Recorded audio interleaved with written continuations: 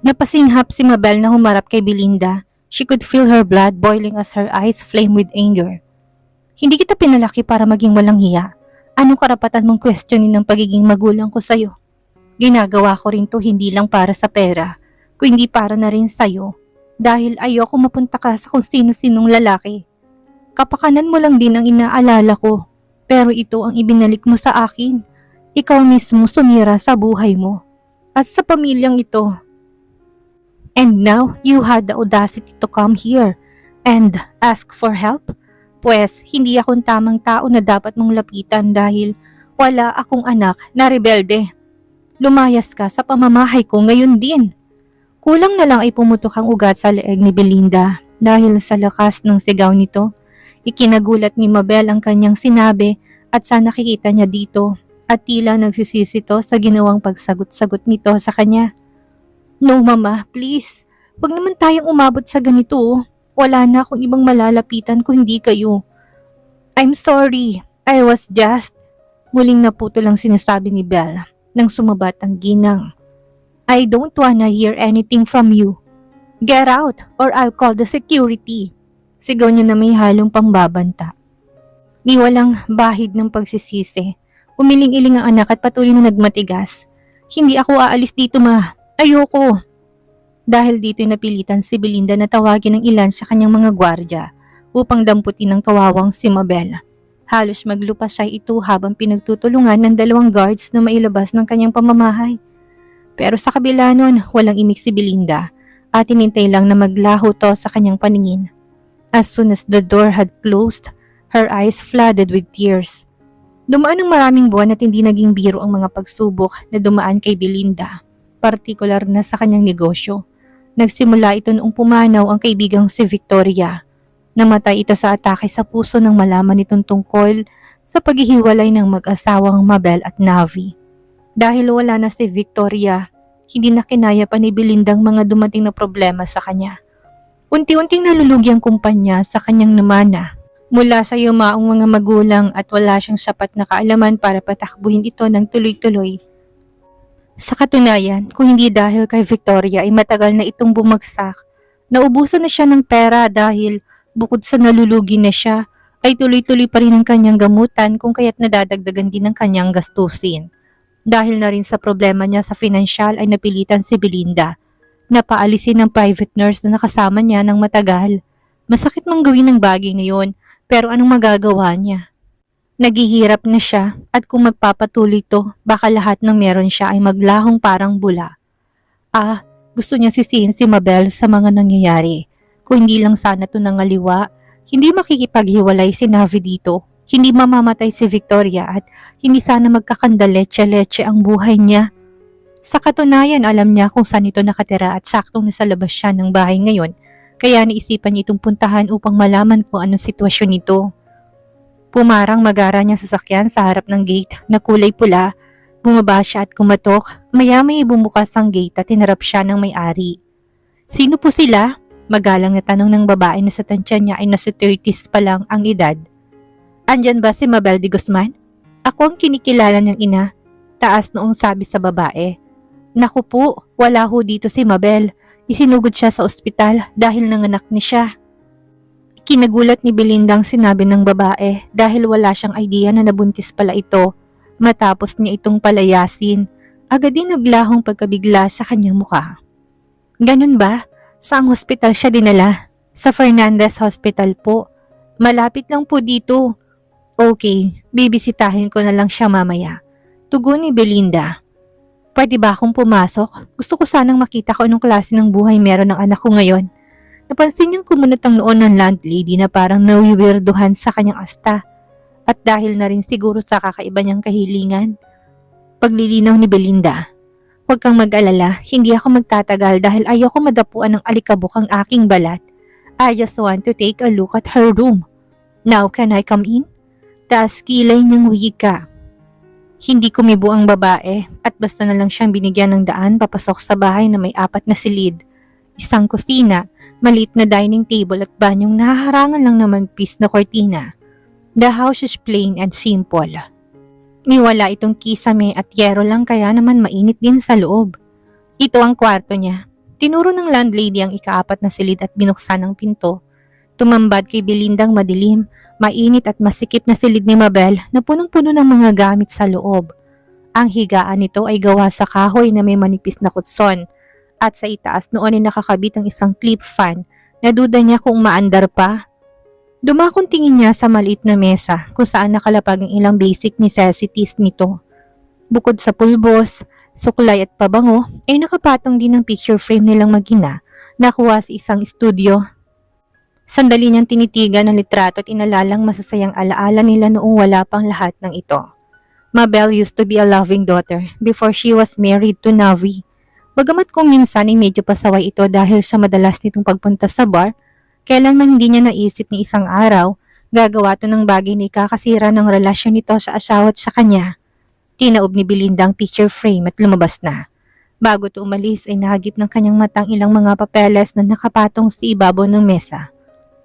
What are those? Lumapit siya para suriin ang papel. Kay Mabel yan, sabi ng may-ari.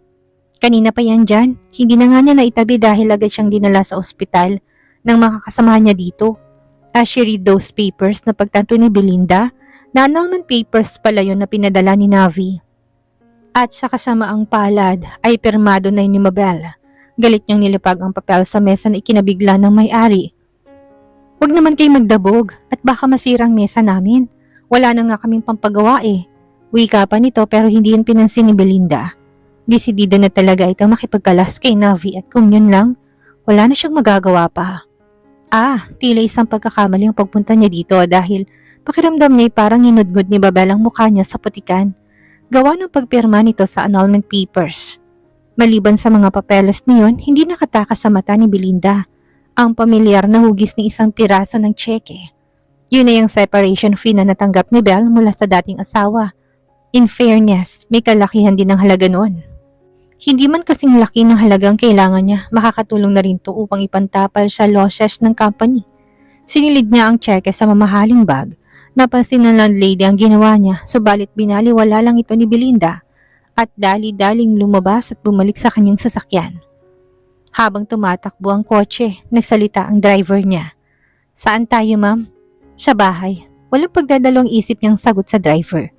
Hindi na ako dadaan ng ospital. Ayoko na makita mukha ng babaeng yun kahit kailan. Present time.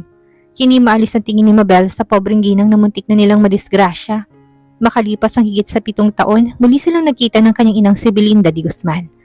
Sa katunayan ay muntik niya nang hindi makilala to dahil sa laki ng pinagbago ng ginang. Ang nooy mayaman at sopistikadang si Belinda ay mistulan ng pulubi dahil sa marumintong kasuotan at magulong buhok. Madungis din ang kanyang mukha at medyo umitim din ito dahil na rin siguro sa matinding sikat ng araw. Halata rin sa mukha ng ginang matinding lungkot at stress. Belle had no idea what happened to her mother after 7 years. But one thing's for sure, she went through a lot as much as she did. Ilang taon kong tiniis na wala ka sa tabi ko. Sa wakas nagkita rin tayo anak. Naluluhang sambit ni Belinda sa kanya. Unti-unting nabura ang pagkagulat sa mukha ni Mabel. Hindi siya kumibo sa mensahe ng ginang. Bagus basta niya na lang itong tinulungang makatayo. Sakto namang napansin ni Belle ang pagbaba ni Lucas mula sa sasakyan. Mabel, ayos lang ba ang... Naputo lang sinasabi nito na magtamang paningin nila ng kanyang ina. Belinda, anong ginagawa mo dito? Lucas, magkasama kayo ng anak ko? Gulat na reaksyon ni Belinda. Teka, sandali, magkakilala kayo? Naguguluhang tanong ni Mabel sa dalawa. Mamaya na natin to pag-usapan. Ang mabuti pa, sumakay na muna kayo sa loob at baka masita pa tayo ng traffic enforcer dito sa labas. Ani Lucas at walang pagtutol namang sumama si Belinda sa kanila.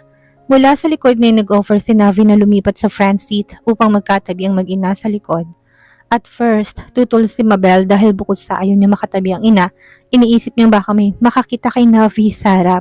Sinabi ni Navi na tinted naman ang sasakyan kaya malabong makita sila mula sa loob ng kotse.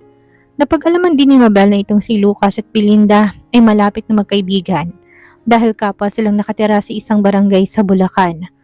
Magkalapit na ang kanilang mga bahay at madalas silang makita bago nagpasya si Lucas na lumuwas ng Maynila upang magtrabaho. Sigurado po bang ayos lang kayo? Pwede namin kayong ipatignan sa doktor just to be sure. concern na wika ni Navi mula sa front seat. Huwag mo akong alalahanin, Iho. Napaupo lang ako kanina sa kalsada pero wala naman ako natamang galos. Pasensya na kayo. Hindi ko intensyon na harangan ang dinaraanan nyo. Sadyang gusto ko lang makatawid sa kabilang kalsada pero masyadong mabilis ang pangyayari at hindi ko na malayang may paparating na sasakyan. Mabuti na lang at nakapagpreno si Lucas dahil kung nagkataon ay baka hindi ako sa ospital idediretso. Huwag na nating isipin yun. Ang importante ligtas po kayo. Magalang na saad ni Navi kay Belinda. Isa pa kung hindi nangyari to, marahil hindi kayo magkikita ng anak ninyo, hindi po ba? Hindi sumagot si Belinda at nakangiting bumaling sa anak na tahimik lang at nakatingin sa bintana. Ano nga palang ginagawa mo dito sa Maynila, Belinda? At saka bakit ganyan ang itsura mo? Tanong ni Lucas. May nakapagsabi kasi sa akin ng tungkol dito kay Mabel na magkasama raw sila ni Navi. Kaya nagdesisyon ako na lumuwas ng Maynila para hanapin ang anak ko. Pumunta ako sa subdivision nila Navi pero hindi ako pinapasok at ang sabi ay wala na raw ang anak ko doon. Naghanap ako kung saan-saan pero bigo ako. For the past few months, pabalik-balik ako ng Maynila. Hindi ako sumuko kahit na may pagkakataong sa kalsada na ako natutulog. Naniniwala kasi akong balang araw ay pagtatagpuin din kami ng tadhana. At heto na yon, dumating ng araw na pinakahihintay ko. Madamdaming wika ni Belinda mula sa anak niyang si Belle ay bumaba ang tingin ni Belinda sa batang natutulog sa pagitan nilang dalawa. Siya ba ang apo ko? Natutuwang tinuro ni Belinda si Paris. Anak ko siya, malamig na wika ni Belle. Anak naming dalawa ni Navi. Napakagandang bata, kamukhang kamukha ng kanyang lola Belinda. Anito at kitang matamis ng ngiti sa labi ng ginang. Bagay na hindi nagustuhan ni Mabel dahil kung makaasta ito'y parang hindi sila nito pinabayaan noon. Narinig ni Belle ang pag-ungot ng bata, senyales na nagising ito sa gitna ng biyahe. Sa pagmulat ng mata ni Paris, kagad nitong nasilayan ang mukha ni Belinda. Kinusot-kusot pa nito ang mga mata. Hello po, bati nito kay Belinda at halatang inaantok pa. Lumipat ang tingin ni Paris sa inang si Mabel at tinanong ito.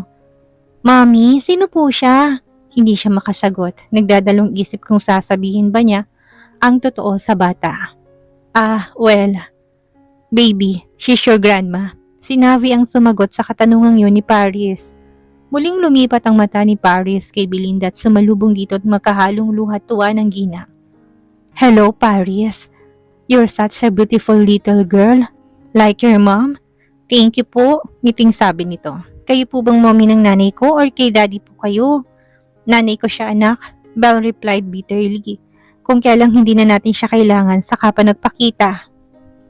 Belle, saway ni Navi pero pinawalang kibo na lang ni Mabel yon. Ayos lang, Navi. Naintindihan ko naman, sabi pa ni Belinda at sa kasatonan ng pananalita nito ay halatang nasaktan ang ginang sa kanyang sinabi.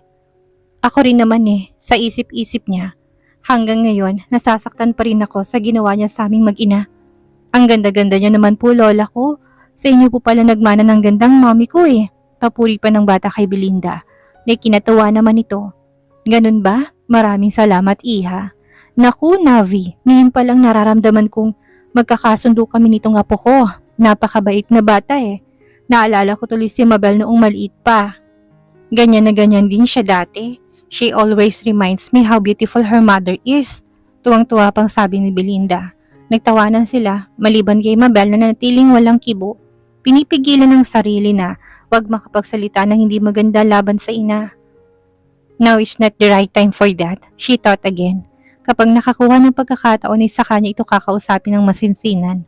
Hapon na nang marating nila ang isang tahimik na barangay sa probinsya ng Bulacan.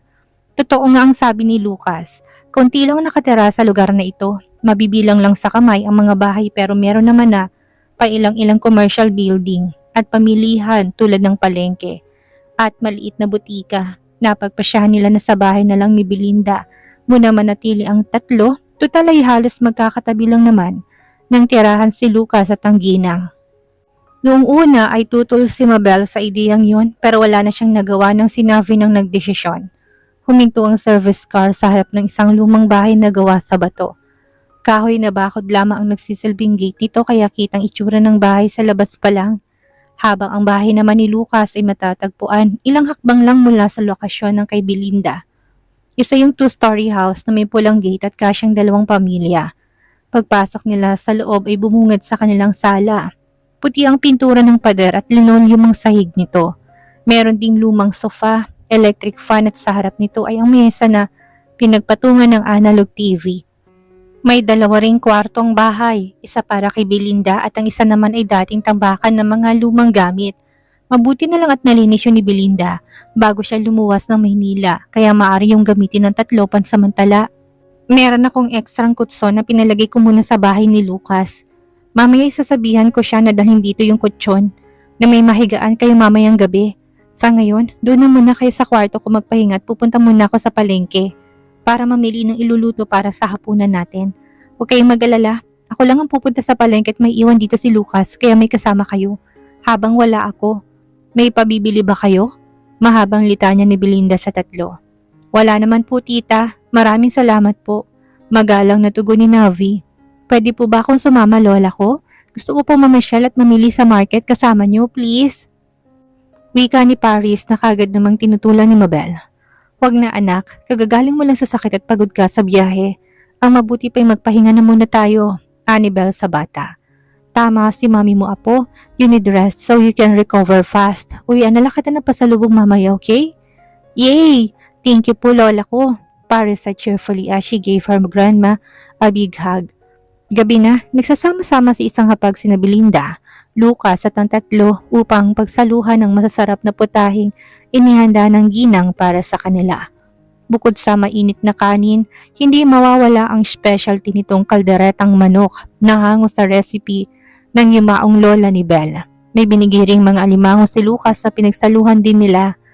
At syempre, hindi mawawalang pakwa na panlaban sa mainit na panahon.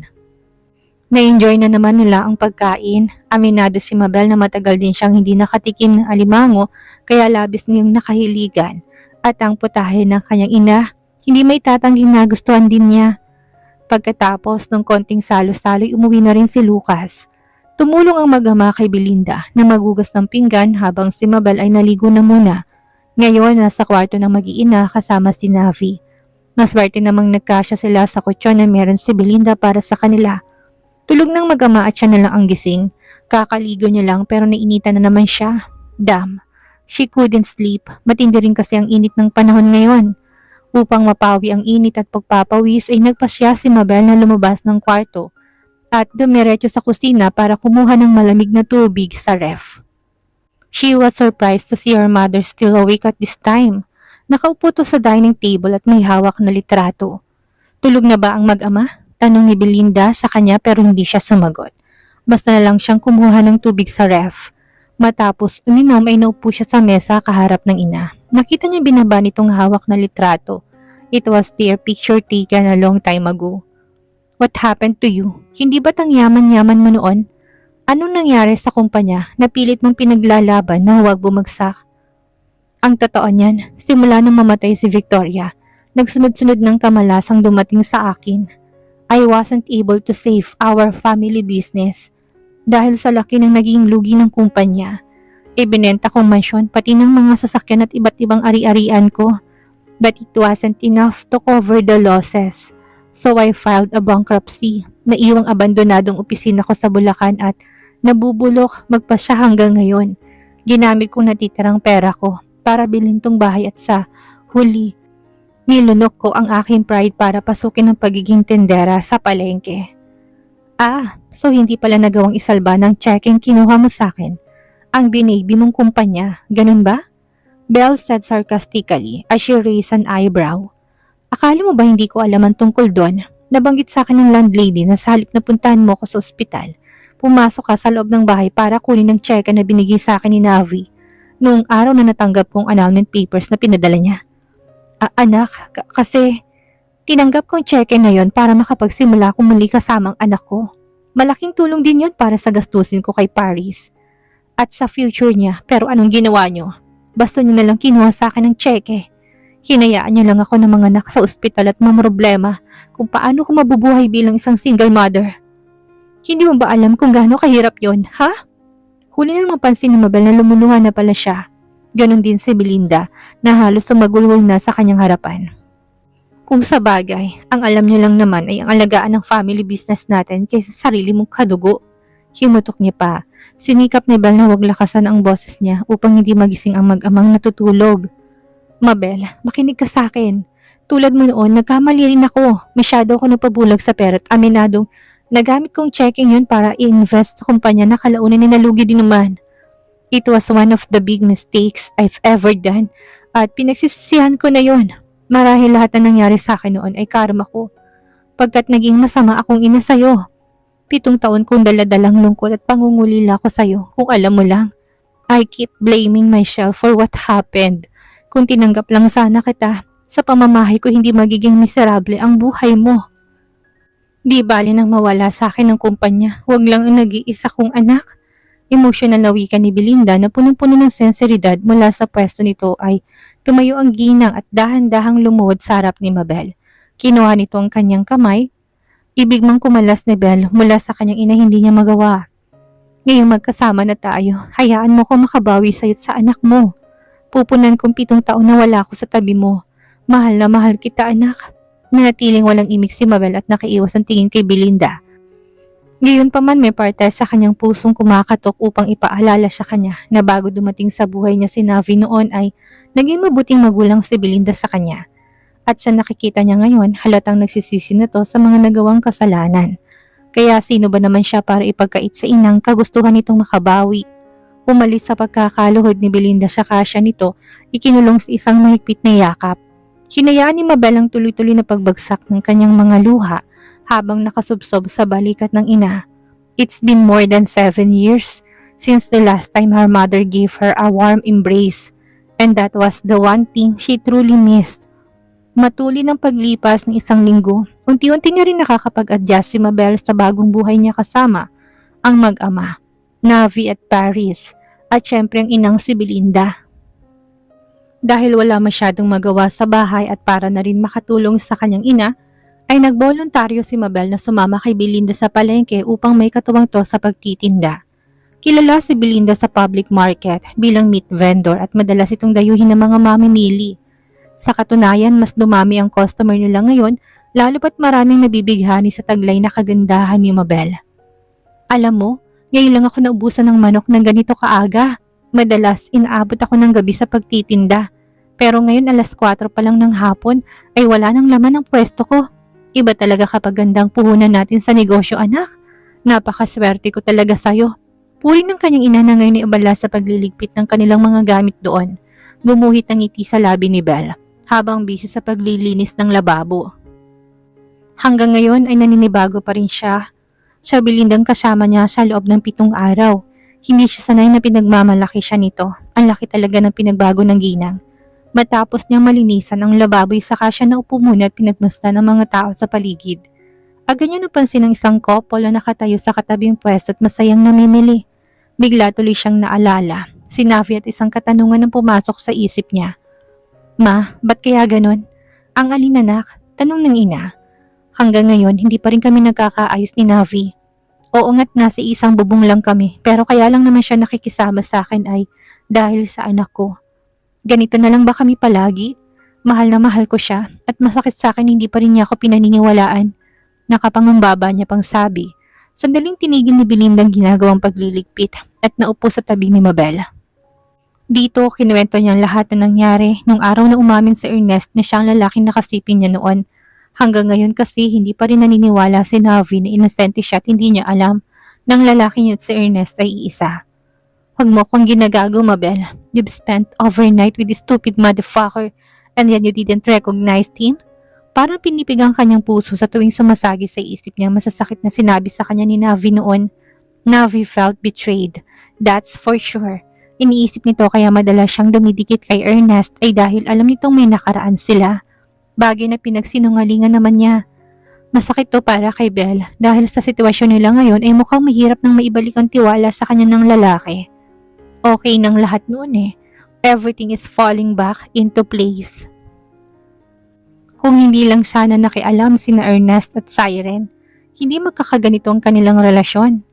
Belinda took her hand and said, Naintindihan kong pinagdadaanan mo at tulad mo dahil sa isang pagkakamali na wala sa akin ang lalaking minahal ko. Samantalang namuong pagtataka sa isip ni Mabel dahil sa binitawang salita ng ina. Bihira lang kasi magkwento si Belinda tungkol sa nakaraan nito. Kaya na-curious siya kung ano nangyari nun. Si Daddy bang tinutukoy niya? Hula niya dito. Umiling ang ginang at napatingin sa kawalan.